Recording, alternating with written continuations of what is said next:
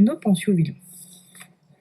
Ceci est un corps mort, pour mouillage de plaisanciers dans le lagon de Saint-François.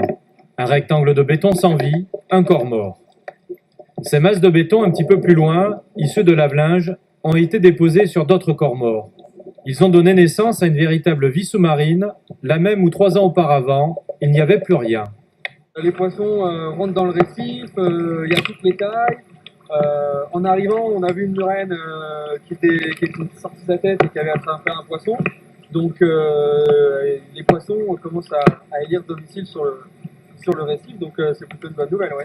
Du fait que le lagon soit encore un peu envahi par les chaînes de bateaux, ça montre un peu l'instabilité au niveau pureté de l'eau, puisque en général les herbiers évitent qu'il y ait une levée de poussière de sable pour que l'eau reste limpide dans les lagons. Au total, 4 écomouillages de 3 à 4 tonnes chacun ont été installés et les plongeurs ce matin ont pu observer, à noter et quantifier plusieurs juvéniles, des poissons de toutes sortes, des murènes et autres bébés langoustes. De quoi donner un bon espoir à cet espace pour que la vie s'installe à nouveau.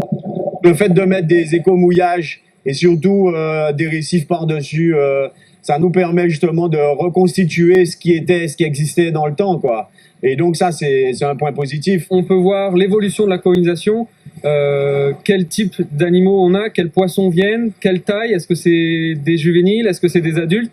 Et avec ça, on pourra travailler avec Franck pour dire, bon bah, si on veut plutôt avoir tel type de poisson, on va essayer de construire le récif un petit peu différemment. Un récif bien évidemment à protéger, où la pêche est déconseillée. Le prochain objectif de l'association, installer 40 écomouillages sur le site de l'île et Gosier. Et pour protéger les récifs